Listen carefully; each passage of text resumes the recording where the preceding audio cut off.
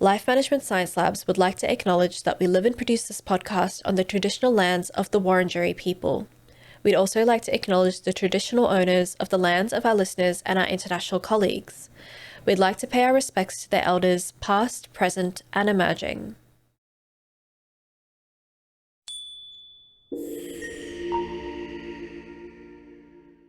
Hello and welcome to Reloscope, the Relationship Science Insights podcast produced by LMSL, the Life Management Science Labs. We are champions in life management science, providing structured insights informed by science and inspired by practice on key aspects of conscious living. Each week we bring you scientific and practical insights on each element with the expert knowledge of professionals in the field. I'm your host, Aditi Kuti. Let's get on with the show. Dr. Bill Johnson, thank you so much for joining us on the show today. Pleasure to be here. Thanks for having me. Now, do you mind introducing yourself to those members of the audience who don't quite know you yet? Well, pleasure. So I'm a licensed clinical psychologist. I have full-time practice and consultation business. In addition to psychotherapy, I do DEI work, diversity, equity, inclusion, consultation. My passion is really, I'd say, three areas: social justice primarily. So I've written, published, and done presentations on anti-racism. I'd say, trying to get the field to be more culturally competent and its, theoretical treatment and of people of color in particular, especially African-American men. I will say after that, I'm a mindful self-compassion teacher trained at the Center of Mindful Self-Compassion, Chris Germer, Chris and Neff. So mindfulness is kind of core to both my practice, my personal and professional life. And then the last thing, I'm a sex therapist. And so, discussions like we're going to have today on, interracial couples and kink, BDSM communities, open, polyamorous relationships. These are all core to my clinical practice. So in addition to being a published author who's written articles on the topics that just talked about, I would say in my spare time, big time sports fan, shout out LeBron James. If I can just do an obligatory, I'm a Saints supporter, so go the Saints. I think this is our year. 1967 is going to be all, we're going to bring it home again. And sometimes bachata dancer. But with me, the personal political are the same thing. So anti-racism, mindfulness, those are not just core professionally for me, but they're also core personally. Now, the Saints, I'm not American. Which sport is that? So the Saints of St. Kilda, and that's AFL. It's Ozzy with football there. Oh my God, the St. Kilda Saints. Oh, that's pretty cool. St. Kilda Saints. Yeah, who do you back for? I'm not personally into AFL, but it used to be, my brother and my dad go for the Hawks, the Hawthorn Hawks. So I suppose that's kind of where I'm at, but I don't really follow the sport personally. I am also an immigrant to Australia. So for me, getting used to AFL was a different thing. Cricket is kind of more my thing. Yeah. As you know, I lived there for 5 years. So I was a recent ex-migrant now to Australia. I have no problem with Hawthorn. If some other teams, I might have to cut this discussion short. But Hawthorn is all good. You can say Collingwood. It's fine. We know. I don't want to get a lot of negative responses on my Instagram. Anti messages there. But you know what I'm talking about. It took me a little while to get into the game as well. I'm a sports fan big time, so so it was really cool going to Etihad and checking out the games. Yeah, absolutely. When did you leave Australia, out of curiosity? I left in 2015. 2015, pretty recently, not a long time ago. Yeah, big. It still looks a special place in my heart, of course, especially Melbourne, where I live. Thanks for asking, bro. We do have, beyond your sports preferences, a bunch of other questions about your preferences in a segment called Have You Met Dr. Bill Johnson, in which I ask you a bunch of quick questions. Are you happy to answer them? I do, although I'm a little sad that we're not just talking about my sports preferences there. I could easily take up hours doing that. But yeah, happy to talk to have this segment as well. I can add a sports question at the end of that as well, if you so prefer. But we'll start with a book. Do you have a favorite book? So I do. I mean, I don't know what a favorite as in number one, but I got definitely authors and books that I'm just a massive, massive fan on that I recommend. Start from the beginning, Ibram Kendi, which is just a comprehensive book on racism. If you want to understand racism and how it, was impacted by the, global enslavement trade and really not just in the U.S., but also, within the Americas and Europe to some degree. Kendi's got a wonderful book there. I want to say any book from Bell Hooks, I might say The Yearning is a great book, and The Will to Change is a great book. But if you pick up a book from Bell Hooks, you can't go wrong. And then I'm a mindful self-compassion teacher. The best book that I've read that addresses mindfulness and meditation is Ruth King's Mindful of Race. Now, this book is not just for, if you want to deepen your mindfulness and meditation practice, this is a wonderful book. And if you want to understand that integration of mindfulness and social justice, social equity, and racial justice, then this has got to be the book for you. So throughout those three, certainly, I'm always reading, a couple at a time, but those are three that, I keep, I always recommend. And in the case of all three books, I've read at least twice because that's just how meaningful the books in all three books. Definitely three really, really great ones to add to the book list, for sure. What about a favorite movie? I know you mentioned that you didn't really have a favorite book, but did you happen to have a favorite movie as well? I do have a favorite movie. So look, I'm a Denzel fan. I roll and rock with Denzel. So Malcolm X, which is a Spike Lee film directed, starred Denzel. Still my favorite movie. I love the depth of the character. Denzel did a wonderful job. Really followed the book. Malcolm X's autobiography, Malcolm X, that's told Alex Haley, which is a great book. I might recommend that book as well. So I'll put that movie, but any movie by Denzel, I'm all good with. I want to just mention, lately I've been watching The Equalizer pretty much, on repeat, but any Denzel movie, I'm probably all in. Denzel Washington, favorite actor? That should have been the question. I think probably. Do you have a podcast that you've been listening to lately?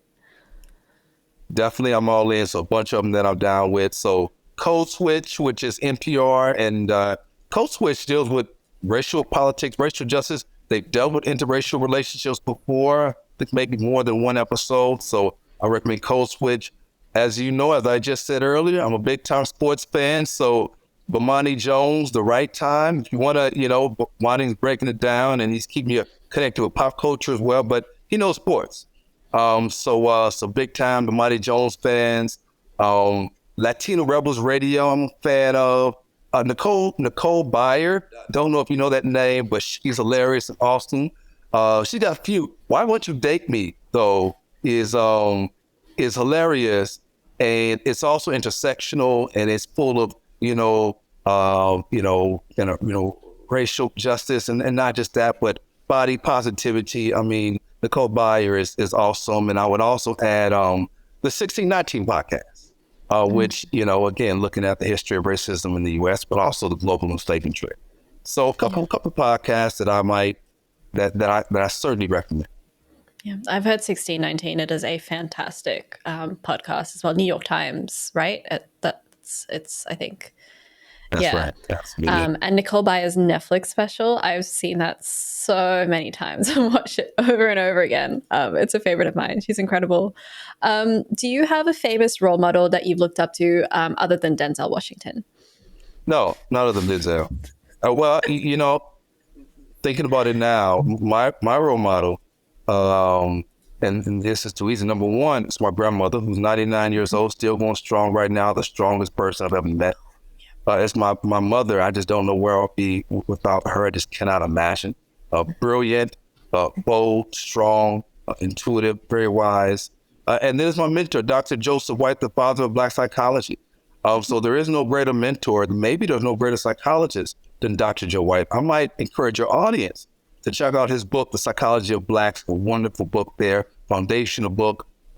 It's kind of central to, I would say, anti-racist work and understanding social equity. They are a groundbreaking book, and just a wonderful, warm and wise and caring mentor and person. He passed away a few years ago, but so those are my heroes. I would say, and thinking about it, I might throw in LeBron James in there. I think that he's dealt with a lot.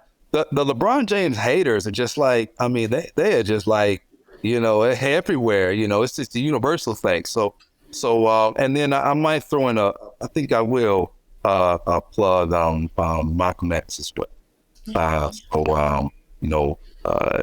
Again, love his story. Still listen to YouTube his speeches there. But the impact that he's had on the world, my own community, on diverse communities throughout the diaspora.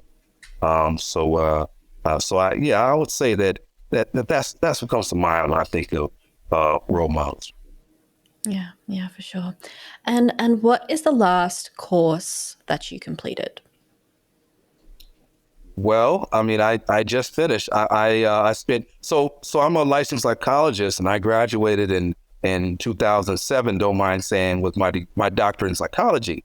Mm-hmm. But you're always growing, and you're always learning, and you're always for me, change is life. The only constant is change, and that's a true story, right?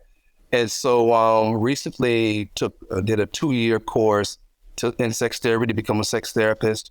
And so that was a powerful experience. I did the Mindful Self-Compassion course, and then over the weekend, just now, did a training in IFS, Internal Family Systems. Yeah, those are the 3 big ones that I've recently completed. Mm-hmm. And final question: what's your favorite NBA team?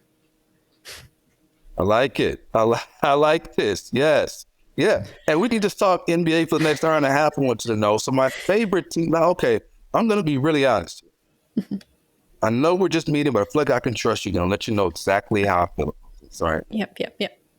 So I'm from a city called St. Louis, which is in the state of Missouri in the United States, right? I used to live there. Yeah. Did you? Yeah, I did for 2 years. Well, there you go. Well, let me tell you why that's relevant to the question you asked me, and then I'll get your take on St. Louis. What did you think of St. Louis? I was 6 and when I moved there, and 8 when I left. It was interesting. I think a lot of my reflections on it are in hindsight, as like what I know about US now, as opposed to how I felt when I lived there. I liked it at the time, but now I look back, I'm like, wow, it was a very interesting experience. Melbourne is very different. Melbourne is far more multicultural, I feel, than the St. Louis. It was very much ethnic pockets, at least the way I experienced it. I don't know if that was your experience at all, living there, growing up. Again, I was only there for 2 years. Yeah, I feel really curious. I really appreciate your openness there and sharing that, Well, so you might notice about St. Louis that we don't have a professional basketball team. So St. Louis is the baseball and hockey town. And so because of that, and I've always been a sports fan, so I've always rooted for teams that were in other states. And what happened was I turned more into a player fan than a team fan because I didn't have a hometown team. So I would, in the U.S. we say root. I know that it's a Berwick in Australia, and that word root does other things in Australia sometimes. But in the U.S. we say root. So I was barricading for players more than I was for teams. And so I've always been more of a player fan in professional basketball than a team fan. So the honest answer to the question is my favorite team right now is the Los Angeles Lakers, but that's only because LeBron James plays for that team. Now, once he retires, I'm relatively confident that I've got to pick we'll see, But there are a lot of players that I like, in the league. He's got a few players there in the league, by the way. Patty Mills there, Ben Simmons there. And other players when I think about it. But so right now it's the Lakers. Before it was the Lakers, it was Cleveland, because LeBron was was with the Cavaliers. And before that, I was a Miami Heat fan when it was not fashionable to be one because of all the haters. I was a Heat fan. So that's my favorite team right now. Great question. Yeah. One of my memories growing up in St. Louis was that they brainwashed me into becoming a Cardinals fan. So I still am one today, even though I do not watch baseball. But like, if I hear about them winning, I'm like, yep, that's St. Louis pride for me. But same, we didn't have a basketball team, so no team loyalty there. By the way, I connect to your story about being brainwashed to go to Barrack 14 when I lived in Australia. And I just moved to Melbourne. I'm working at the university. And I'm hearing a lot about the AFL, but I don't understand the game. I'm gridiron, as you all call it, and so I'm trying to get into it, but I'm not sure what's happening there on the field. So a colleague comes to my office one day, he's like, Bill, me and people I know we're going to a game, do you want to come? I'm like, that's what I do with my weekends, really. So and what was funny about the experience was being way too open here, that the colleague I'm talking about was just great, really humanistic and compassionate and soft-spoken, and just everyone liked this person, right? And then we get to the game, and there's like a whole nother colleague that just came out screaming at the field, and I'm like, but the game that I went to see, never forget this, was St. Kilda or Fremantle. That's exactly who they played. And it was going to the game and watching it in person. I could see the structure. I could understand the rules. Watching TV, I couldn't quite get it. But going to the game, I was like, I see. And then after a little while, I began to see the strategy. I could really understand, the structure of the game itself. And I was there. My first year in Melbourne is the year that we went to. One of the years that we went to the final and played Collingwood. As a matter of fact, that was the year of the tie. That then we had to play I think the next week and ended up losing Collingwood. So that's how I became a Saints fan. I love that. I feel like we've gotten to know a lot about you in that segment. So definitely mission accomplished with that one. We might move on now to, I guess, the meat of our podcast, which is this week about interracial relationships and also navigating the relationship dynamics that are unique to interracial relationships. I want to start with just a contextual question. What is a relationship to you? How would you describe a relationship? So broadly speaking, I think one good way to look at a relationship is any kind of connection or association between people. It could be intimate, could be platonic. So it's any connection between people. And I say people, it could be two or more people, right? So broadly speaking, it's not just romance. It's friends. It's acquaintance. You might have a Snapchat streak going with someone, and so every day you're messaging each other to keep the streak going on. That's a relationship. It can be close. It can be full of respect and admiration and trust and love, or it could be contentious and antagonistic, right? All of these things define and describe a relationship. Mm-hmm. And what's a romantic relationship for you within that? So, I think that the main thing that changes is, the goals of the relationship, the level of intimacy within the relationship. So, when we're thinking about romance, some of the things that sustain a romantic connection or involved in that are things like physical touch and, this kind of deep level of admiration and intimacy, emotional intimacy, but also could be physical intimacy. So it's the same kind of context of connection, but now the connection is taking on, other kinds of attributes that may or may not be present when we're talking more broadly about relationships. Mm-hmm, mm-hmm. And in your, I guess, opinion, do romantic relationships still hold the same meaning and structure they did perhaps years ago? And I know definitely within our topic of interracial relationships, it definitely has changed around the world.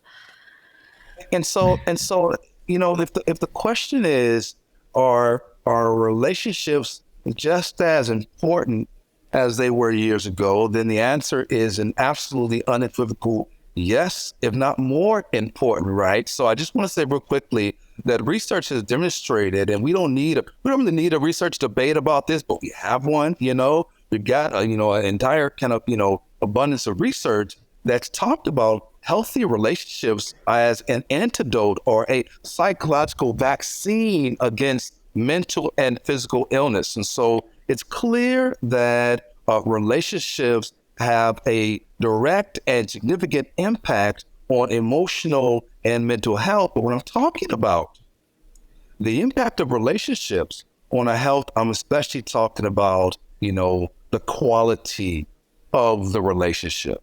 So those relationships that have, respect and that have reciprocation and that have mutuality and admiration and emotional support and appreciation, individuals who belong to those kind of connections also tend to have lower levels of psychological distress, right? And also have better, a lower distress, not just presently, but also in the future, right? And this is across genders, across cultures. So a kind of stable, loving, supportive relationship reduces emotional distress. And so it's just as important now, if not more so, than it was. I also want to say, and you talked about interracial relationships and the change, and I think you were touching on the changing of societal acceptance within some context of these kinds of relationships. And I just want to add that I think in some ways, in many societies that move towards, and it's about time, I want to say,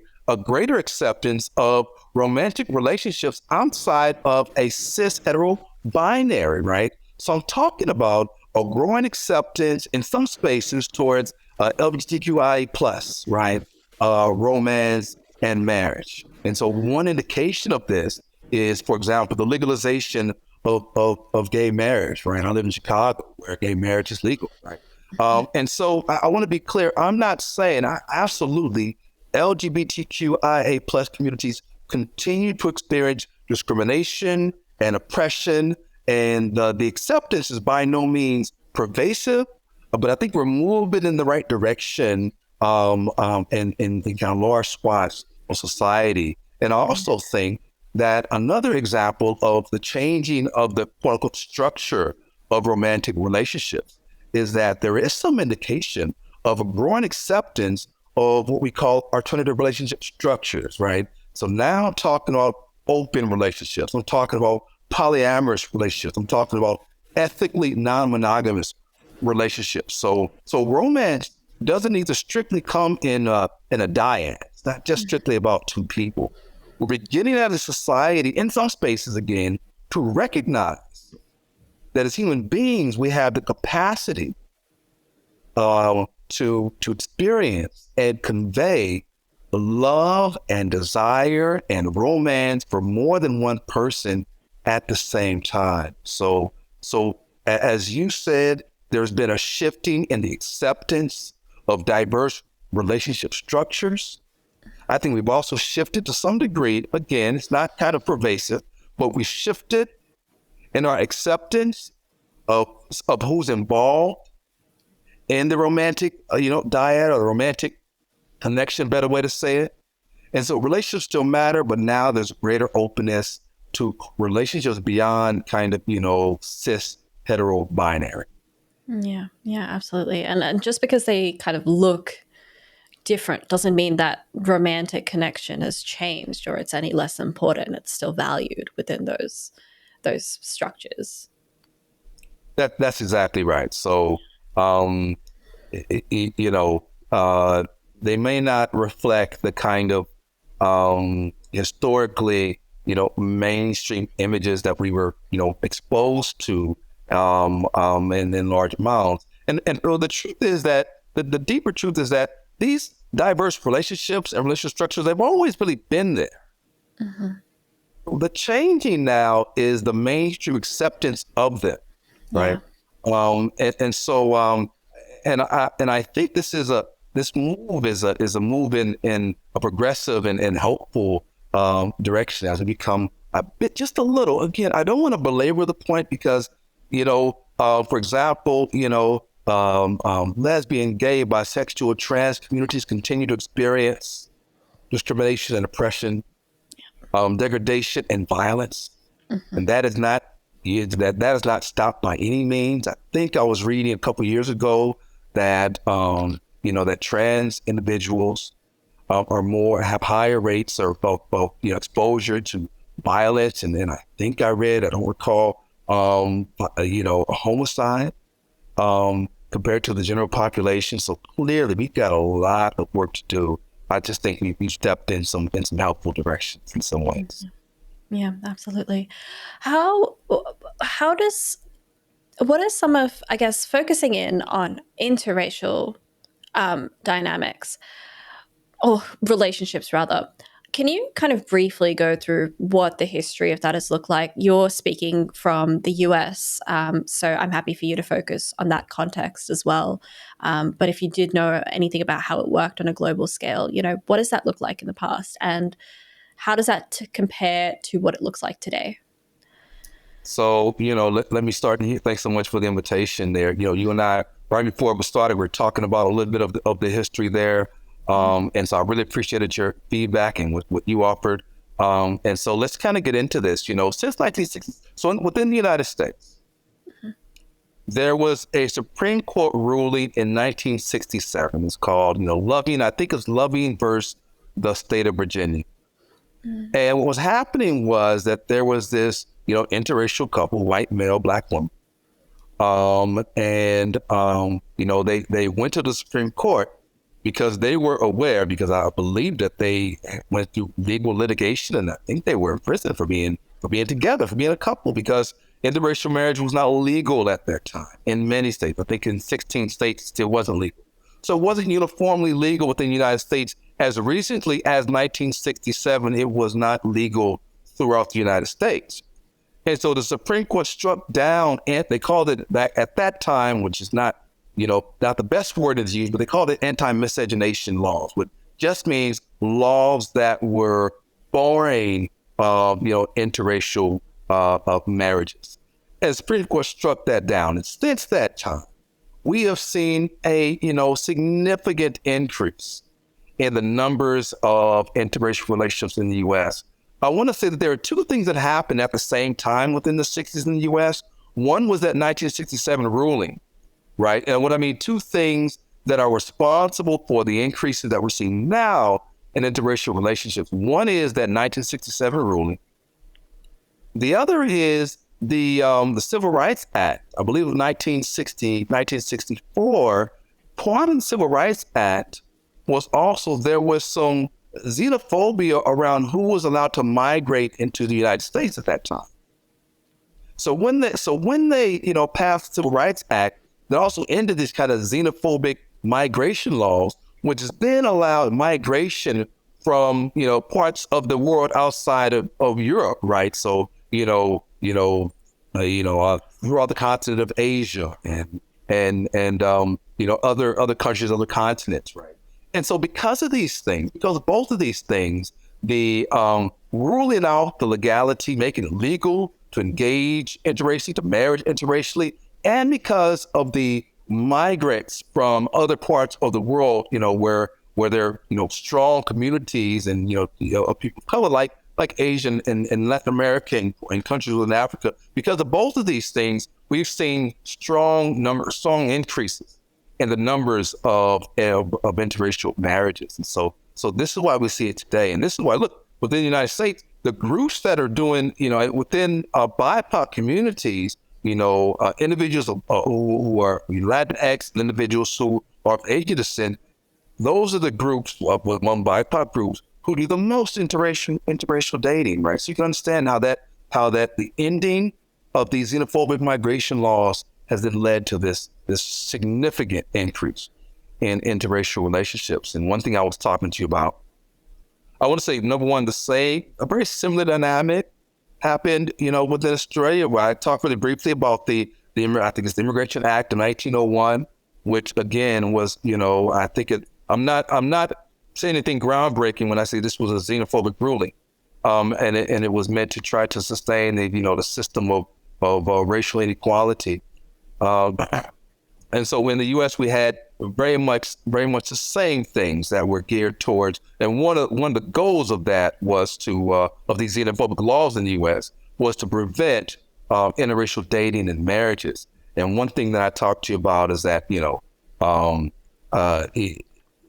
kind of laws barring interracial relationships broadly, not, I mean, beyond romance, really took hold in the U.S. in order to sustain the legacy of enslavement. And so, the fear was that if we allow, race mixing, then we might, because they were using, erroneous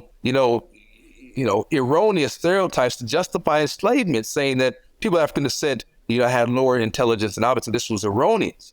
But if we start allowing race mixing, then that might, buck these kind of racist ideas we have that were using to justify enslavement, right? So they needed to come up with laws that will continue separation of races. And these laws continued even after the cessation of enslavement, with the separate but equal laws, Plessy versus Ferguson in the U.S., which basically said that, we wanted to, within the United States, when I say we, I mean white people, mainly wanted to keep the races separate, right? And again, it was to prevent this kind of integrating. It was also to prevent, by the way, the coming together of whites and blacks who might, if unified, really call for some, strong systemic change, right? But my point is that all of these things were directly impacted, and were impacted by these kind of fears of racial mixing, to what might happen if we allow the race to mix for better. Yeah. And I think, just to clarify, off the top of my head, I believe the Australian anti-immigration laws were explicitly called the White Australia Policy. I think that was the legal name for it, which is a little scary. But 1960, I think, is when it was officially repealed, but it took a little while for everything to catch up after that. But I guess, continue. In 1960, not that long. I mean, I guess one of the points to make is not that long ago. No. I mean, I know it. If it's like, oh, that's way back when, it's different. It's like, well, is it? And so we can look at some of the power structures. And we can look at power structures within Australia and within the U.S. When I say power structures, I mean, if we look at government, how does government and who's in government? I'm not, I was getting some feedback. My point is, my deepest point is really we can look at, the power structures, and we can see that it really wasn't long ago that we had these xenophobic laws in place. That's what I want. Yeah, absolutely. So I guess that's kind of the past. Let's bring it to today. What are the challenges that interracial couples deal with today? Thanks so much for this question. And let's just lean right in, and the first thing I want to say is that, you and I was the one who submitted the request that we're using terms interracial romantic relationships. And I want to name that this term interracial, it certainly isn't adequate. I mean, there are countries and communities where they would say, wait a minute, everyone here is interracial. We're all a mixture of, different, races that, have that integrated. And so the recognition that, that interracial probably it's inadequate, right? It's certainly one of the better terms. It's one of the more not pathologizing terms, but obviously that we have work to do, and that we need to be mindful. When I say we, I'm really talking about myself and other people who have kind of centered our work around, understanding interracial dynamics and relationships. We have work to do to be mindful of our language as we're talking about these kinds of unions and dynamics. Yeah. And now going back to your question, which is what are the kinds of issues that interracial couples face? Again, the first thing I want to say is that interracial couples experience the same issues, number one, that all couples face, right? And so I don't, I want to be mindful that I don't run the risk of, sensationalizing or pathologizing these relationships. So that primarily the issues that they experience, these couples experience, are the same issues that all couples experience, right? Communication difficulties and, frustration with their sex life and failure to take responsibility for self and blaming your partner and financial stress and struggles, et cetera, et cetera, et cetera, right? So, and so primarily and overwhelmingly, the issues that these couples experience are the same that are experienced among, homogeneous racial couples, right? And I would say that any issues faced uniquely by mixed race couples are generally not due to, the nature of the racial differences, but due to societal prejudices that these couples may encounter. And I just want to give one example that I guess, your listeners are aware of. So there's no, I'm going to say the name Meghan Markle, right? There is no question in my mind that some of the vitriol and the negative reaction that she has endured and received that's been directed towards her has been significantly because this is a woman of color.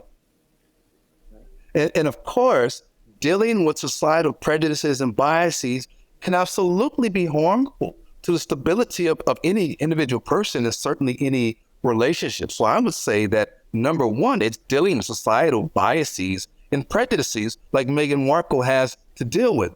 I'd say that if there's something else that's kind of uniquely meaningful within these unions, I would say, sometimes if there are undiscussed and unprocessed differences in customs and traditions and rituals that we haven't reconciled, then that can also be an obstacle to relationship success. And when I'm talking about one easy example is, how we decided, are we going to go to the mosque or are we going to go to the temple? How we decided what holidays we're going to celebrate and where we're going to trap, have we kind of talked about, the kind of cultural mores that I bring, differently and how we're going to integrate those. And I think if we don't have those discussions, reconcile that, then that can certainly cause barriers to relationship success. Mm-hmm. And when you were talking about, I guess, conversations that just racial differences that just haven't been addressed, a lot of that often happens because one party or one member of the relationship has a certain amount of privilege that means they haven't needed to analyze those differences and how they operate in those specific spheres within society. So often those conversations just aren't had because someone is completely unaware that it needs to be had. You just couldn't be more right about that. Yeah. And so, not being aware that it needs to be. I might also say that sometimes there's this denial, almost this see no evil, hear no evil thing, that if I don't talk about race, if I don't mention that there are racial differences, if I don't talk about culture, then there's no culture, there's no racial problems.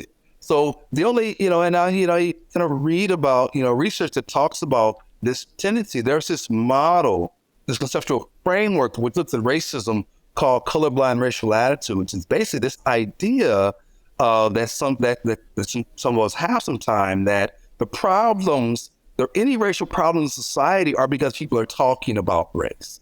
That as long as we don't talk about it, and as long as I say that I don't see any differences and that there are no problems, then there are no problems, right? This is erroneous, and it's also problematic because it really denies the existence and the harmfulness of racial oppression throughout society. And so then, as you mentioned, right, with real wisdom, that can then be brought into the relationship. And that, if I might sustain my denial of all racial differences. One, like you said, because I just genuinely I'm not aware. I'm not aware of my own privilege. And this happens especially when one partner within the relationship is a member of the dominant group, the dominant white racial group there, and not aware of the privilege that comes with being white, and not aware that one of those privileges that comes with being white is to say, I don't see color and I don't see any difference, and that there are no problems here, right? Meanwhile, if their partner is a member of a BIPOC group, then they're on the receiving end of racism daily, right? I mean, kind of continually. So really denying their everyday lived experiences. And so this kind of denial can absolutely be harmful to a relationship. And certainly one thing that I recommend is, letting go of this and starting to check in, and just like, you and I did before we started here, having a real discussion about racial differences and cultural context and what does it mean to grow up. I think sometimes that for white people, their cultural context can feel really tough, not tangible to them. So you might say, what's your culture? I don't have a culture. And I mean, especially within the United States, I think to some degree, maybe to a less degree, in Australia, you can speak to that more than I could, certainly. But not being aware that your perspective and your outlook on life and places you go, decisions you make, all of that is informed by your culture. That is your culture, right? Mm-hmm. And so, giving that invitation to, for them to try to understand how does your culture inform your worldview and inform how that plays out inform how you treat me within our relationship, right? Yeah. Because if you're saying that racism don't exist, then you're also saying it doesn't exist here within us, between us, within this diet or within this relationship, I should say, which by itself is an act of denied violent experience by reality.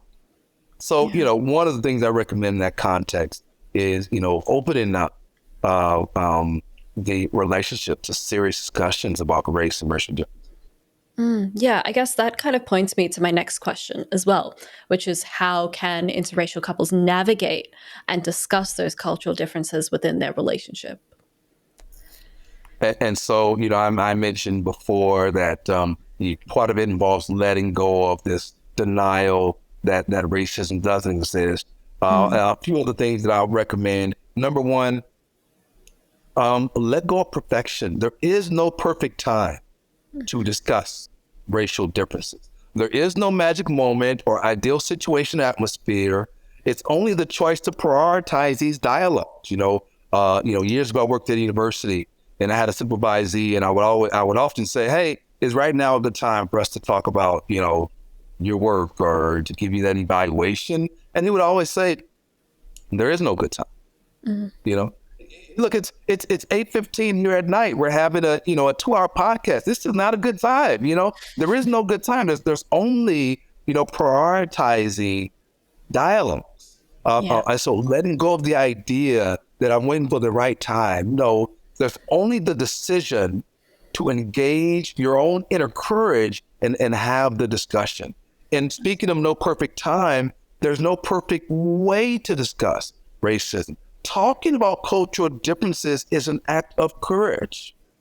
It's okay to let go of preconceived notions and ideas about how this discussion must proceed. You're probably not going to get it right. It's not going to be perfect. And I would absolutely encourage, honesty and candor. I would say this, though, about that. I would say that I would encourage honesty and candor with compassion, right? So honesty without compassion is injurious, right? That's what our meditation teacher would wisdom share with me one day. So you want to be open and honest. You want to have the willingness to look inward, and you want to express yourself thinking of how this might, impact your partner. The other thing that I'm going to recommend is if your partner confronts your microaggressions, this is a good time. This is a great opportunity to engage in the process of listening and learning. If your partner believes that you have endorsed a racial microaggression, instead of avoiding the topic or instead of becoming defensive, I'm recommending you, one, take a breath. It's not easy to hear that, especially if you're a white person, you haven't thought of yourself that way. It's not easy to hear.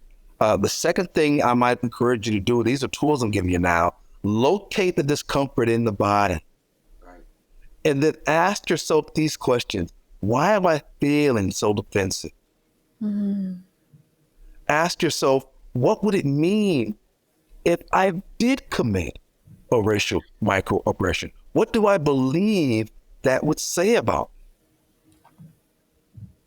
And I would encourage you to ask yourself, am I right now grounded in a healthy emotional space in which I can listen and consider my partner's feedback, right? Mm-hmm. If we're not there, it's okay to say, look, I heard what you're saying.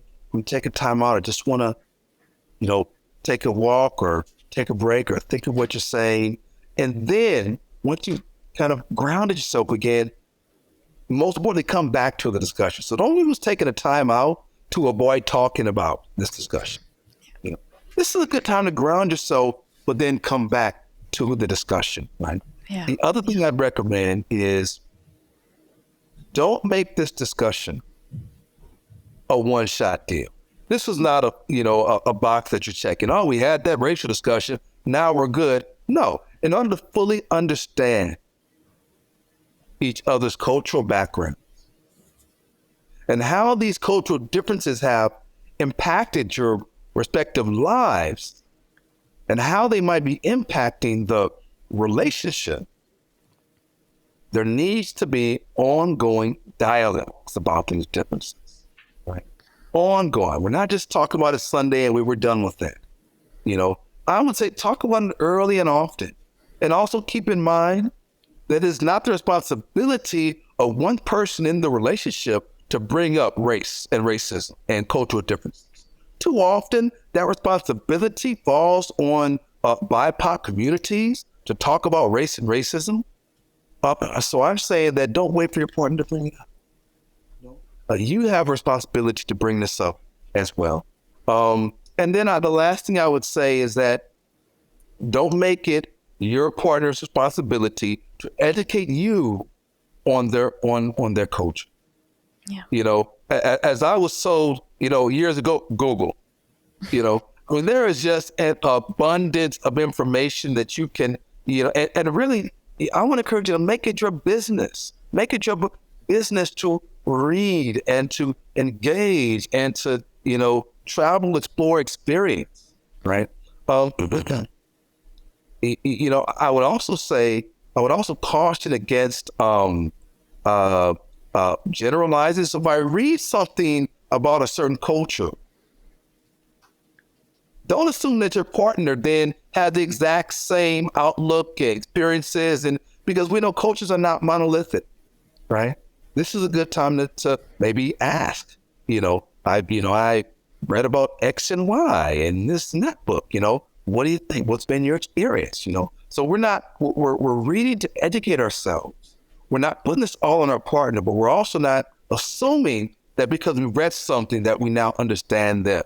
So they are the expert on their lived experience. It's your responsibility to educate yourself on their cultural context. So those are the things that I recommend keeping in mind that I think will contribute to a much more cohesive and productive discussion about cultural racial differences. Absolutely. And I guess where does community come into this? Family, friends, how does that impact the interracial couple? You mentioned Meghan Markle earlier, and we did all see how that played out, at least on one side of the family. So, yeah. Mm-hmm. Yeah. You mentioned family, and listen, I mentioned what's changed since 1967, and I mentioned that there's a lot of evidence that in the United States, there have been this, kind of increasing amount of interracial couples. And yet we also know that there are a lot of people who continue to disapprove of interracial relationships. And family approval is relevant, right? So there's a study by, Miller and other people recently, I think a year ago, which found that young adults who believe that their siblings and parents and grandparents approve of interracial relationships have greater odds themselves of engaging in interracial relationships. Family approval can also mitigate the impact of societal racism. So I said earlier today that one of the things that's really harmful and uniquely impactful to interracial couples is societal racism. Well, family approval and affirmation can mitigate the negative impact of societal racism. Furthermore, other studies have shown that those individuals whose family members engage in interracial dating, so if you have a cousin or aunt or somebody in the family who you're aware of has engaged in interracial dating, that makes you twice as likely yourself to engage in interracial relationships. So family members through their own engagement in interracial relationships, they communicate to those around them that race and ethnicity should not be a deterrent in the partner selection process, and that interracial relationships are valued or appreciated or accepted within the family. Now there are also ways that families can sometimes subtly, sometimes overtly communicate that they are not open to interracial relationships. And a few examples of these are, not inviting the partner to social or family events, not asking about the partner, and I said that twice because it's just that significant, because it sends a clear message. It kind of renders your relationship invisible, or at least closeted, right? So there's a bit of kind of underlying racial hostility when we engage in that kind of behavior. Something else is, this can also have a negative impact and lead to increased relationship stress, as those involved in the relationship now are kind of stuck wondering, how do we navigate the lack of acceptance within, your family or my family? Does that mean, and then they have questions that they might, feel the need to confront, should we, spend less time with the family? Should we vacate? Meaning, should we move to a different kind of, should we change our geography, right? So they've got to consider at this point, what kind of coping skills do we engage in order to mitigate the impact of the lack of family acceptance. So this can directly impact the success of the relationship. And, again, I don't know, I'm no expert in the British royal family. I don't tend to be, I'm from the U.S. We got enough going on here. But I am aware though that, that Meghan Markle, that they moved over here, and so maybe they haven't talked to me about it, but maybe that was partially in order to get away from the vitriol that they were experiencing, both kind of in the family as well as in the kind of broader community that they were in overseas. Mm-hmm. And something that came to mind when you were talking about that is, BIPOC communities especially tend to be quite family and community oriented as compared to white communities. And that is a generalization. Obviously, things are different within various communities, and there are various levels to that. But often that family approval can take on much greater importance in community oriented cultures. And so you and I talked about before we started recording the film Mrs. Masala, which I think is just a really good kind of reflection of just what you're talking about there. I might reference the audience to watch it and then come back and listen. to what I'm going to say next, so you can get some context there. But the point is that within the movie, really briefly, that was something that she struggled with, really close to the family, not just the immediate family, but the broader family, right? So when we talk about collectivistic cultures, family is beyond the quote unquote nuclear family, but family also consists of the broader, family. And within my own family, that family extends beyond the biological. That, growing up, my grandmother would say, "Oh yeah, well that's my sister," and we say within my community, we say all the time, we say to other Black men, "Hey brother, how you doing?" Right? We're not blood related necessarily, but this is the idea that family extends beyond the biological, right? So we have these kinds of indicators baked into the language that kind of highlight just how family orienting certain cultures are. And so then what does that mean? And what is the impact if the family now disproves? And one thing that I ask, is, what are the messages that, you receive from family about interracial relationships, and maybe you receive those messages explicitly, like they said things like in that movie, Mr. Masala, they were extraordinarily explicit in saying things, but maybe it was implicit,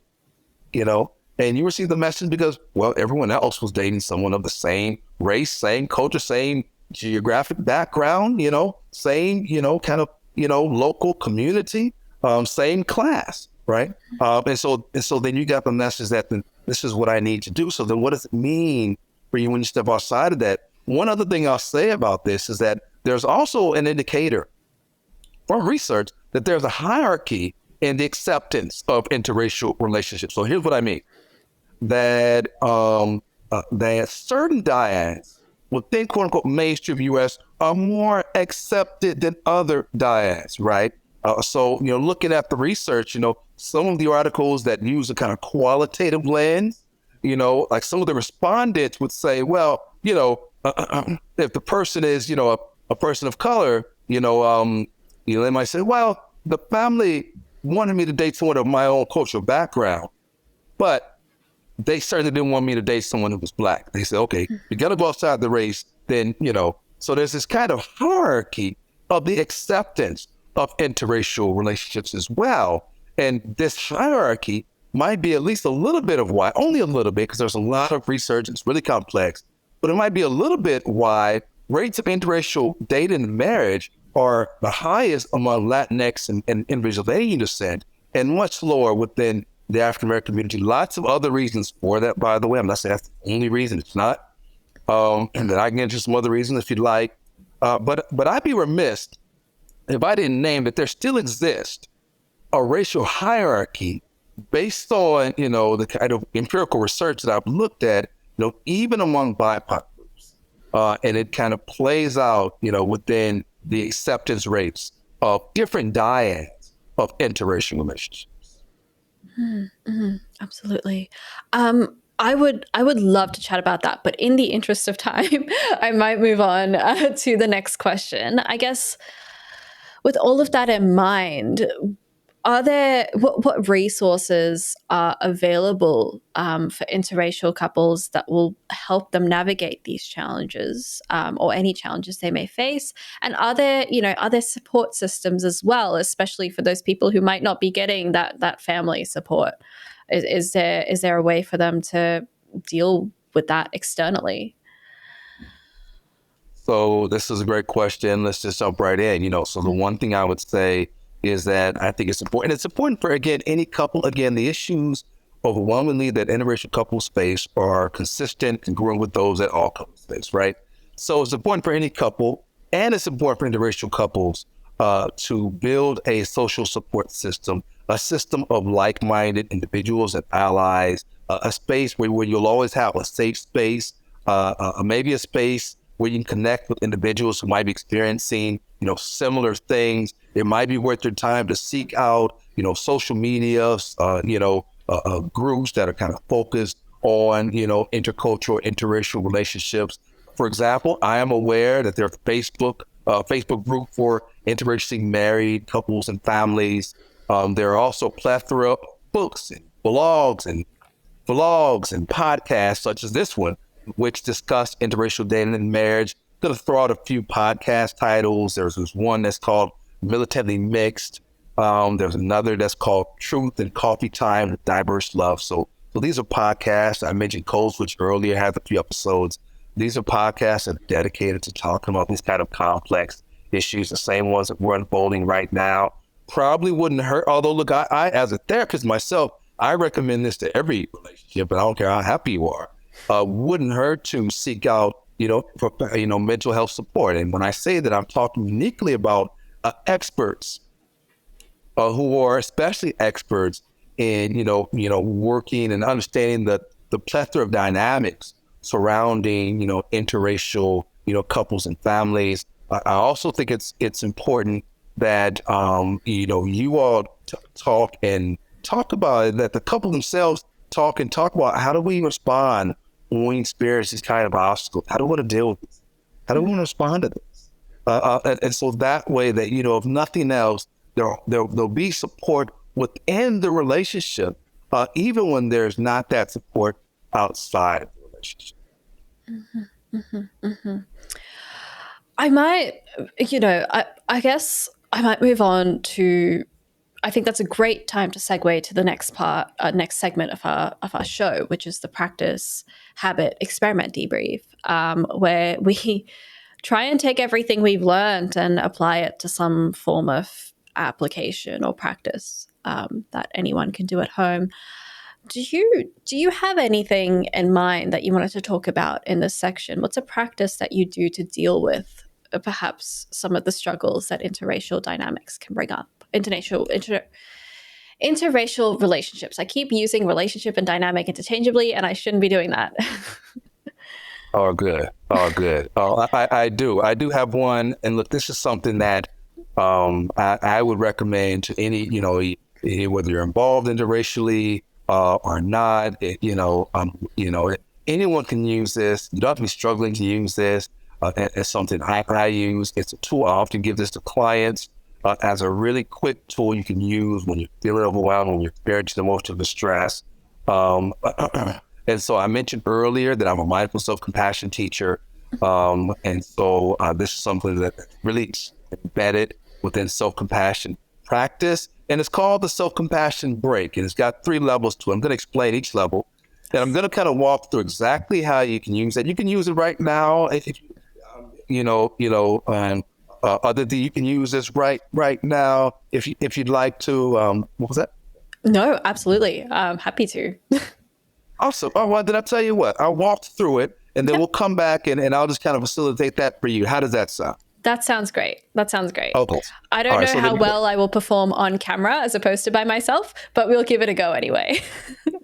I appreciate your openness there. So the self-compassion break. So self-compassion, right?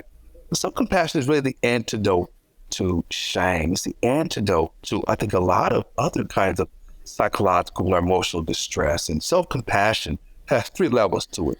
The first level is awareness. And here's what I mean.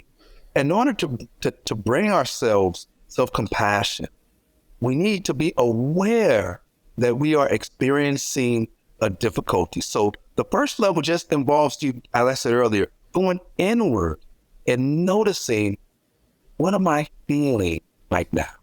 What emotion is present right now? What is the difficulty right now?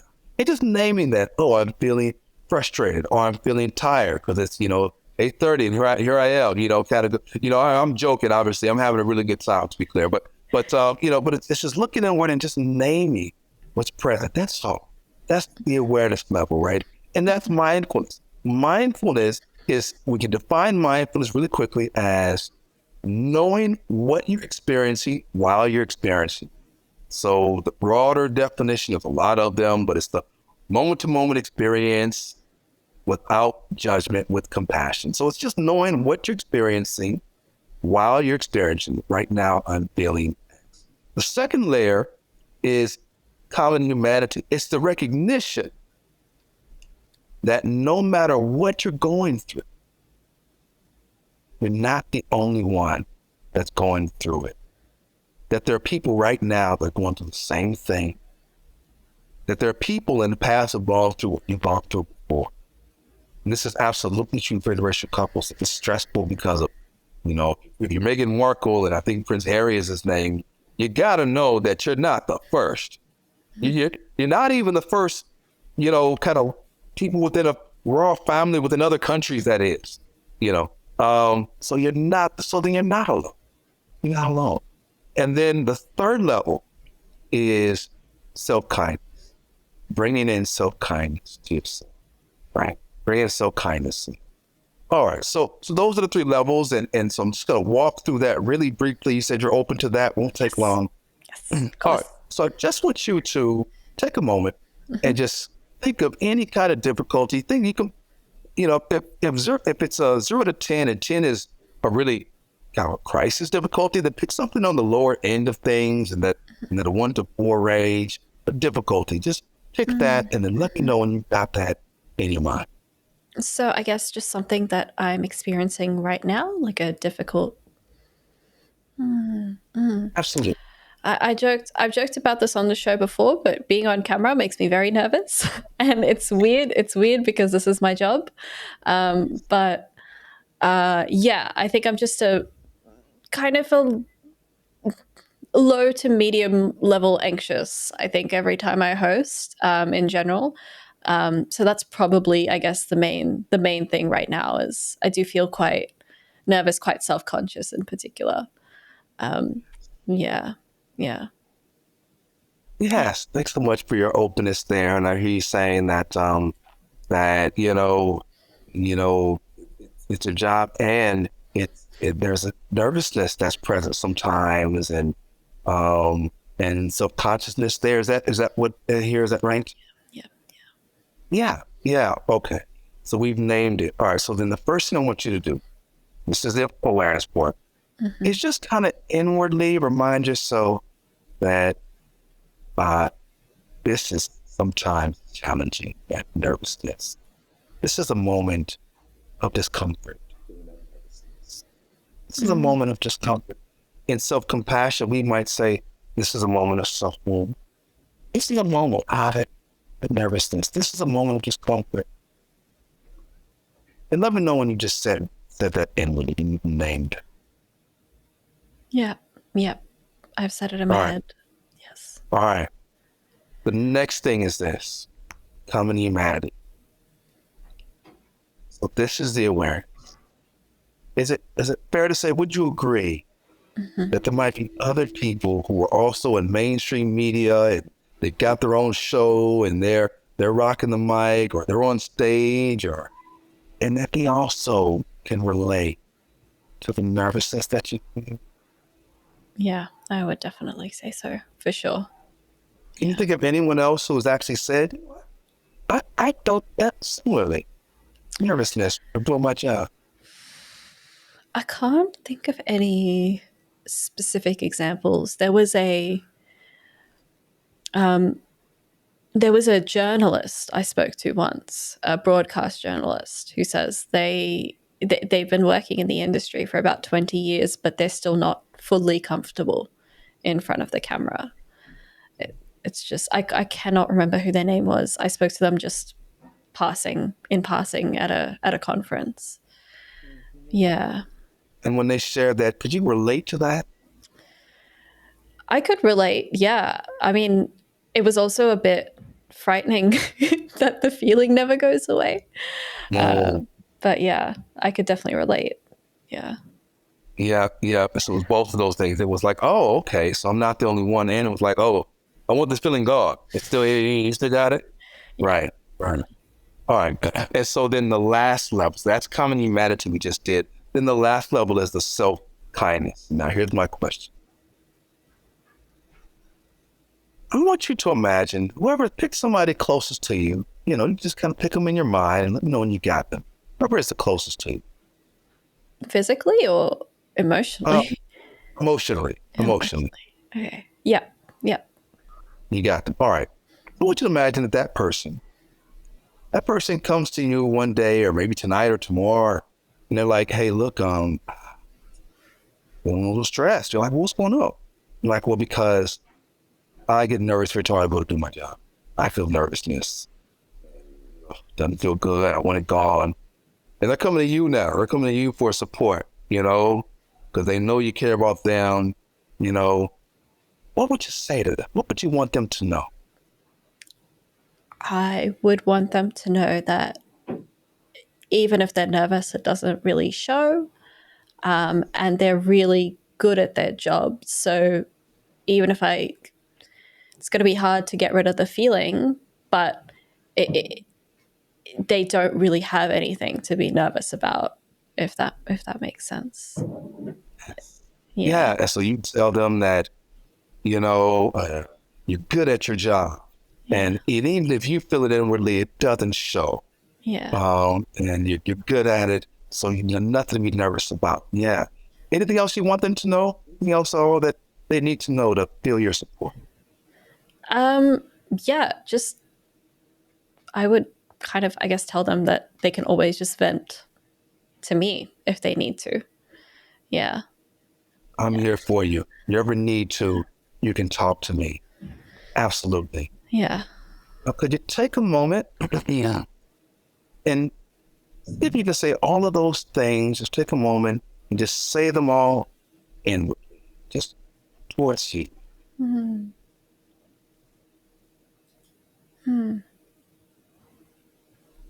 Yeah, that's not easy. It's not easy to say to myself, but I think I did it.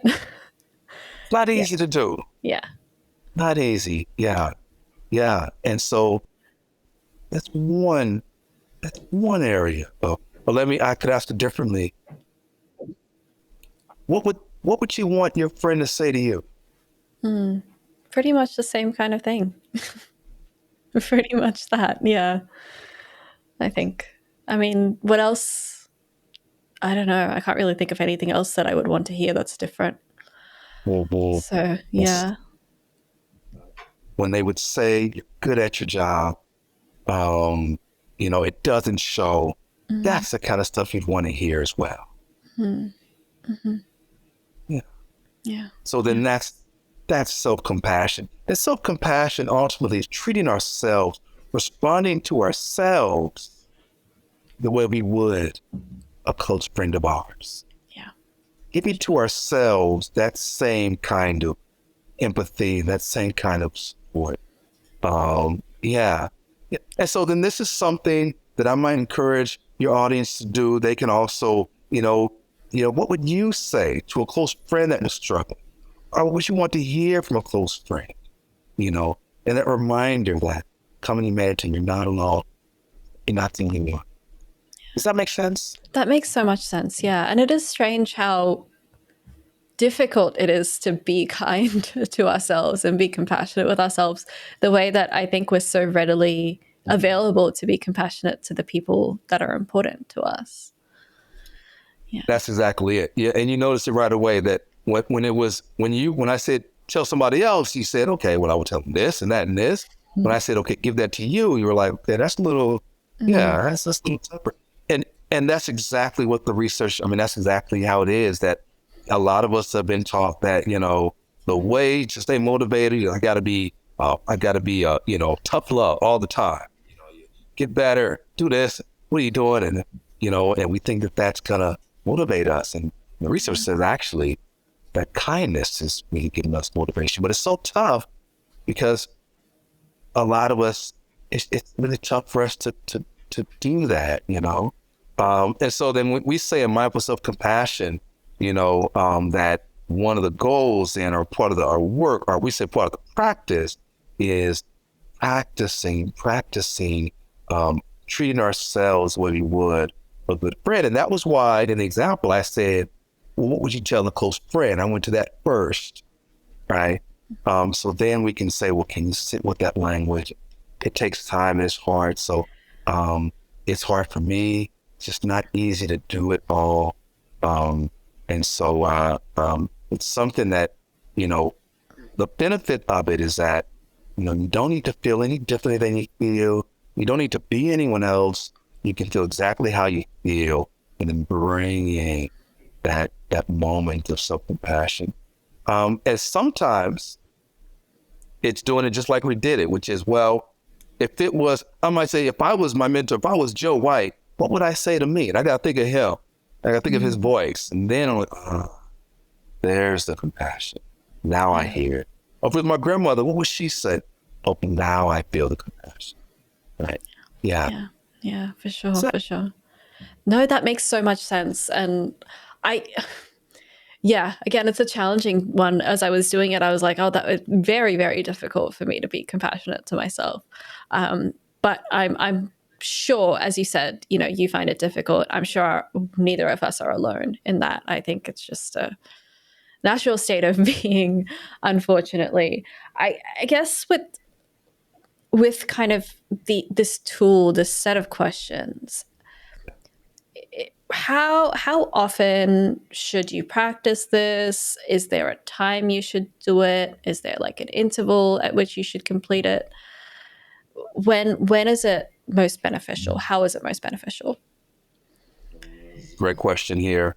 So I would say with something like the self-compassion break, again, that's something you can use early and often. It doesn't need to take long. It can literally take like 20 seconds. I'm feeling tired or frustrated. I'm not alone in that. And now what would, Aditi say to me if she heard me say that, right? There's also, I might encourage, listeners to just put in YouTube self-compassion break, Chris Germer, and he can walk you through a 5 to 6 minute meditation.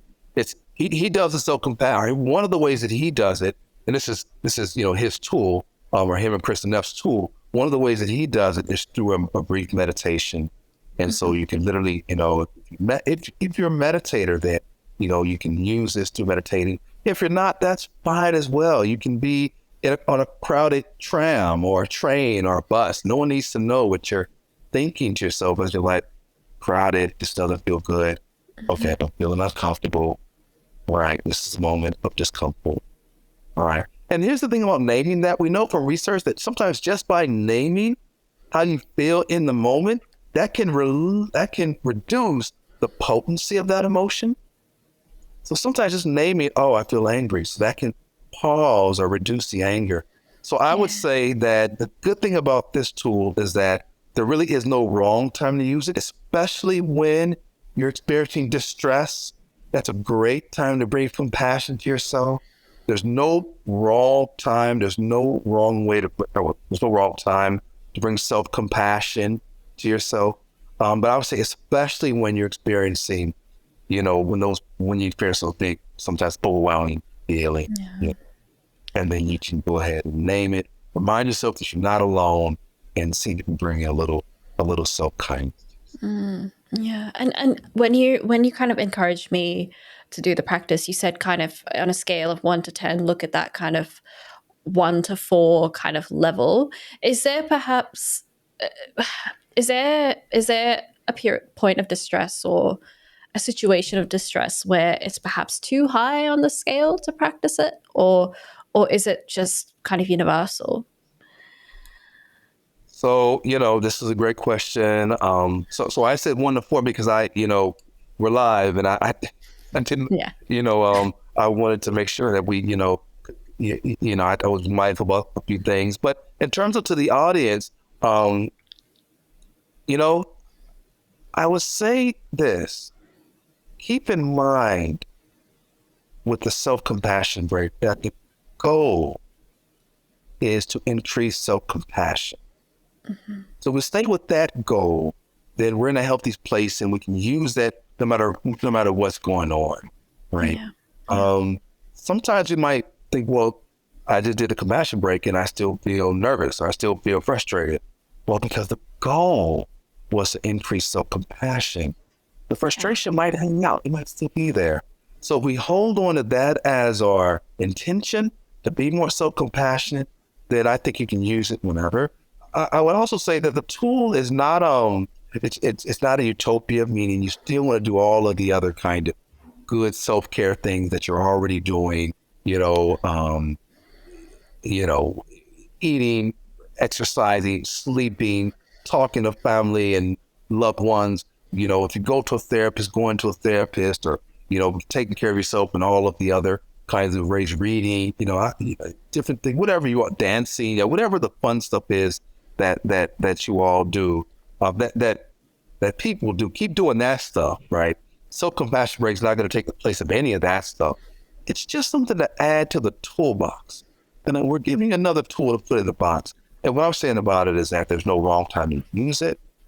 And the goal when you use it is to remember that we're part of the human family. We're not alone in this. And that we can bring self-compassion, which to take the edge of all the big feelings that we have. Yeah, absolutely.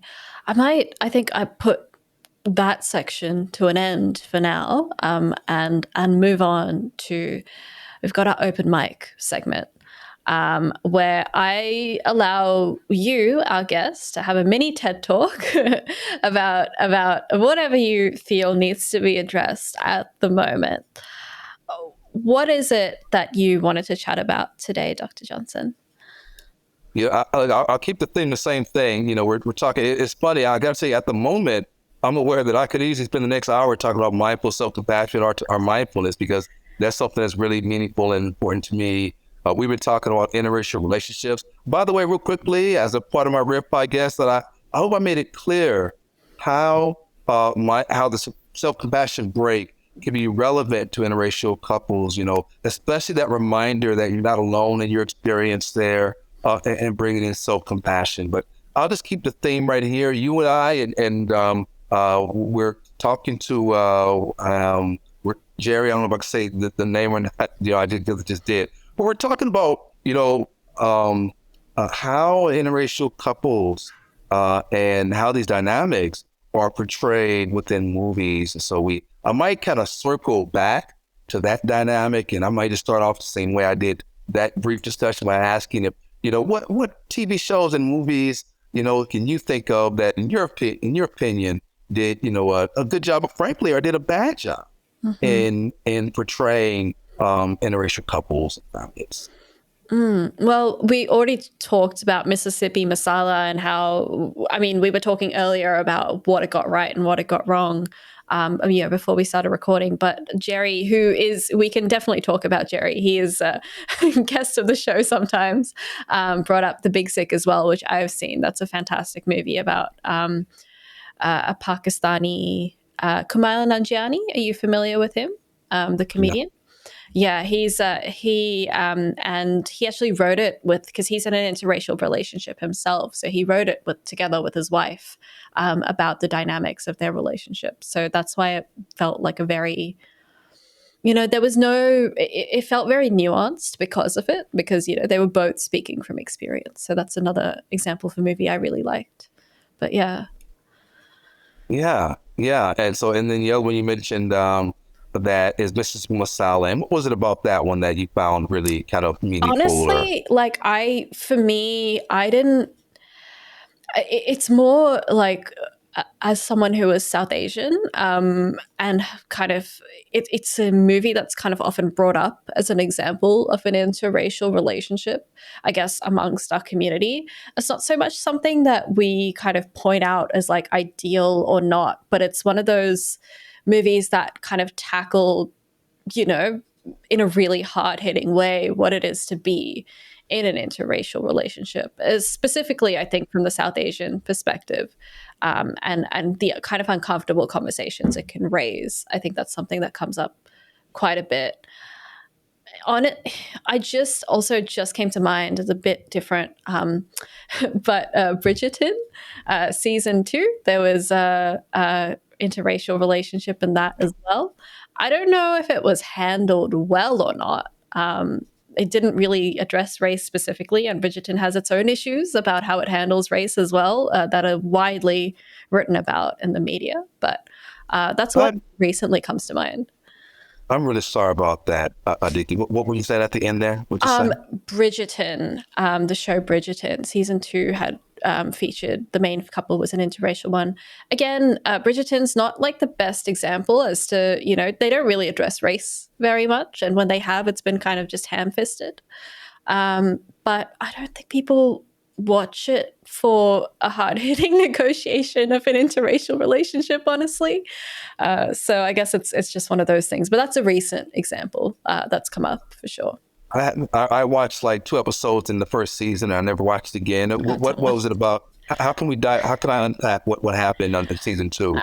So I haven't seen season 1, so I can't compare the two. I just skipped it and watched season 2. Season 2 is about Kate. So the main character from season 1's older brother, and Kate Sharma, who is just immigrated from British Empire-held India, along with her sister. And the two of them are trying to re-enter British society and navigate that, essentially. And they did some interesting things with regards to making it clear that, you know, she still had roots in India, in her culture. In particular, her sister, her younger half sister, was her parents or her grandparents are part of British society, but the main character herself is kind of not.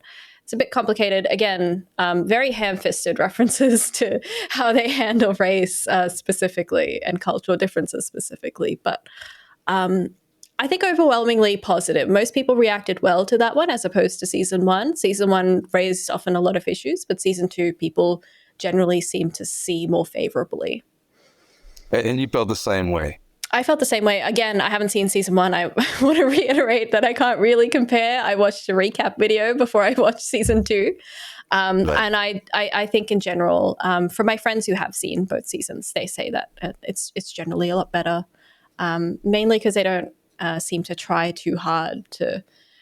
They had some weird references in season 1 that they kind of just avoid in season 2. Gotcha. Yeah. Well, maybe I need to catch up on Bridget in season 2. Then, you know, maybe. Sound like you recommend. I'm open to giving it a look. You know, I'm thinking about it as you're sharing, and there's just a lot that are not very good. And as I was researching for this podcast, I was like, you know, I having a hard time finding one that I think that I thought kind of did justice to that I thought was nuanced and complex enough. And didn't avoid, you know, too many things, and yet didn't sensationalize it. What I think sometimes that on TV, what you run into is either the one extreme, which is a complete denial that this is relevant at all, or it's the other extreme, which is the sensationalization. It becomes real salacious and bordering pathologizing, if not fully pathologized. And so, you know, I'm going to name a few that kind of, you know, and, you know, you mentioned British TV, and Luther sees, which is Idris Elba. Yeah. So I'm a big Luther fan. Before I don't want to get the wrath of the Luther fans here. I'm a big Luther fan. You know, Luther was involved in the character I'm talking about, was involved in interracial relationships. And in some ways, I thought the relationship, in the absence of racial dynamics, I thought this is a real complex relationship. But the problem is that there was no analysis. There was never reflection of it being an interracial relationships. And this is when, you know, obviously I think he was with Brooke Wilson at the end, but then early, I'm blanking on the name of his wife at the beginning. Have you watched Luther? I've not watched Luther, no. I've seen many scenes from it, but no, I've not watched Luther as a whole. Well, I'm blanking on the name of his wife to start with. But my point is that these were interracial relationships. And there was no time that there was a reflection of that and what that means, you know. The other thing about his character is that mostly, again, and I said this to you, I think prior to us starting, that, you know, his character was denied intimacy. Like he was denied a close, intimate relationship, either with to a lesser degree with his ex-wife, a little bit, but certainly not with Ruth Wilson's character, who seemed to really have deep affection for him. But they didn't allow his character to, you know, engage. And when I say intimacy, I don't strictly mean sex. I mean this kind of, you know, I mean any kind of closeness that might include, you know, physical contact, right? And also the other problem is that Luther himself didn't have a community.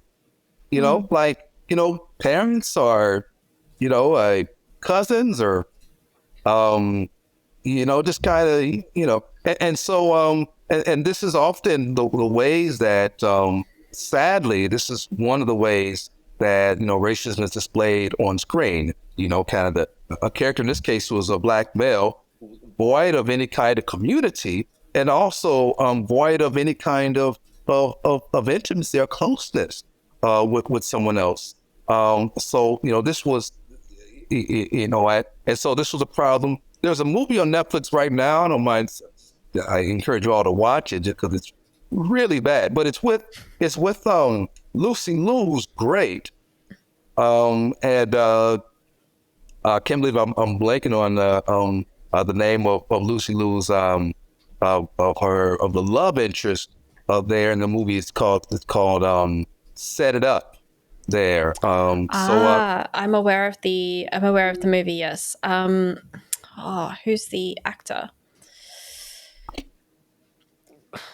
I cannot remember who the actor's name is off the top of my head. So he starred in How Stella Got Her Groove Back. I think he was in My Best Friend's. Yeah, I think he was in My Best Friend's Wedding. He's been in a lot of great movies. But the point is that him and Lucy Liu, there's this interracial engagement. But again, his character and both of their characters are really presented in this pathologizing way, this kind of caricature. And, what I've noticed sometimes is that there's, I mentioned that in Luther, there's this theme that race does not matter. And there's some movies and TV shows where you have interracial couples together. There's no reflection on race as if we're living in this kind of colorblind society. I talked earlier that this is erroneous and all that does is reinforce racism and white supremacy, right? So then there are other movies where they say that, the message or one of the underlying messages is that the couple can't be together because they just have way too many problems. And this is how this setup unfolds. And what's worse is that this is a black male, one of the stars of it, and they portray his character as being a womanizer, and that's one of the reasons that it won't work out between him and Lucy Liu, right? So this is a clear, an overt stereotype of a black man. And Lucy Liu, by the way, who's also presented, and I think to a lesser degree, but also I think was presented in these kind of problematic, stereotype. Almost pathologizing ways. What was that? Sorry? Like a stereotype, I guess, of an Asian woman.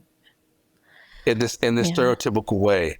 That's right. And so, and again, even though there was the implication that they were, engaged romantically, there was no intimacy. And I mean, you don't see a buildup of the closeness and, the kind of characteristics that we were familiar with when there's romantic tension building, in the best way, romantic tension building. So none of that's on display within that movie. And the other thing that I mentioned in terms of this idea that in TV and film, the way it's portrayed in this kind of colorblind way, and I'm going way back in the day now, which is I'm going to Ally McBeal. I don't know if you've heard of that show or not. I have heard of that show. Yes. Yeah.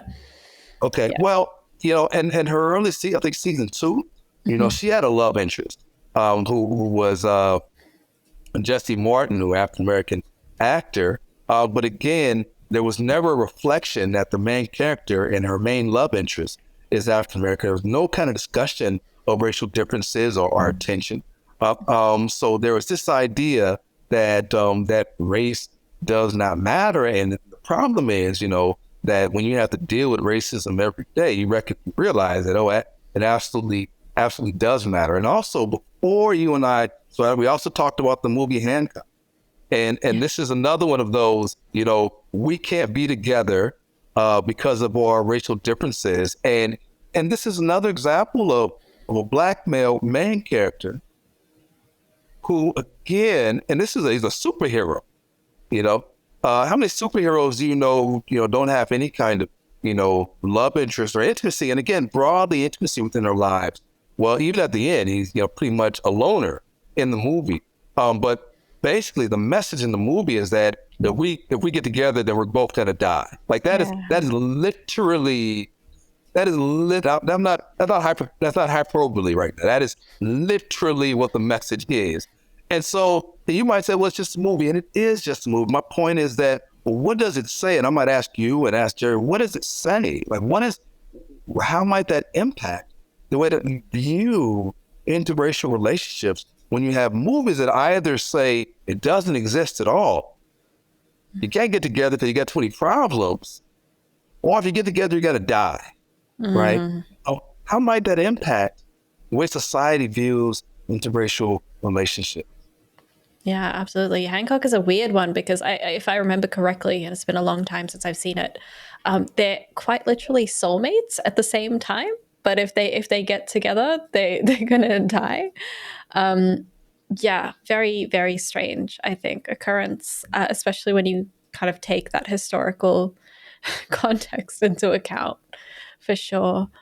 That's exactly what it was. I forgot about that part. Thanks for naming that. They are literally soulmates, Yeah. Meant to be together, kind of fatalism, and yet if they get together, they're going to die. So I believe she, kind of, said, all right, well, I'll go with the, I forgot the name of the other actor, his character. So then they can live. But the point is that, so what is that? One of the points is that, so even when you're soulmates, if you dare to engage in one of these relationships, though, either it's going to be toxic because there's too much pathology, i.e., set it up, that movie, or you're literally going to cause real havoc and kill each other, or i.e. Hancock, or there are no the rest of the colorblind society, and race doesn't really exist. So then there's no need to talk about it. Yeah, for sure. Well, that was very enlightening. Thank you so much for that TED talk about interracial media. I know that, especially anyone who's listening or watching who is currently in an interracial relationship, I feel like a lot of these things we talked about, they might already be like, yeah, none of these movies really encapsulate the kind of relationship I'm in. But if anyone is in an interracial relationship who's watching and also happens to be a screenwriter, feel free to write something better so that we can finally have a good example of a movie to look forward to. But Dr. Johnson, can you tell the audience where they can find you? Yeah, so couple places. So I'm on Instagram at drjohnson.bill. I'm on LinkedIn. I don't know the LinkedIn. I guess if you just put in Bill Johnson at Dr. Bill Johnson, Bill Johnson. Yeah. I don't know the LinkedIn. The LinkedIn name. I'm on a lot of, if you're interested in receiving therapy or counseling or consultation on DEI, then, there are lots of ways to reach me. I'm on goodtherapy.org under my name. I'm on Psychology Today under my name. You can also just send me an email at drjohnson.bill@gmail.com. That's my professional email. So that's everything. Everything else, I think that's enough. That's enough of social media. Yeah, for sure. And I think we're going to have some of these links in our show notes, our description down below, so people can check that out as well. But thank you so much for being on our show. I feel like there was so much to talk about that we didn't get to explore in enough detail, but I still feel like I learned so much today, or at least got to have a very in-depth conversation at the very least. I hope you feel the same way. It's been great. I really appreciate the invitation. I'll come back and talk about racial fetishizing. I didn't get there. Or mindfulness. It's been a great job. Thanks so much for the invitation. Absolutely. Thank you so much. You've been listening to Reloscope, the Relationship Science Insights podcast produced by LMSL, the Life Management Science Labs. For more episodes like this from 10 different life management perspectives, search LMSL on YouTube, Google Podcasts, Apple Podcasts, and Spotify, or wherever you find your podcasts, so you can get updated on everything we have to offer. We have a wide range of topics readily available for you to check out.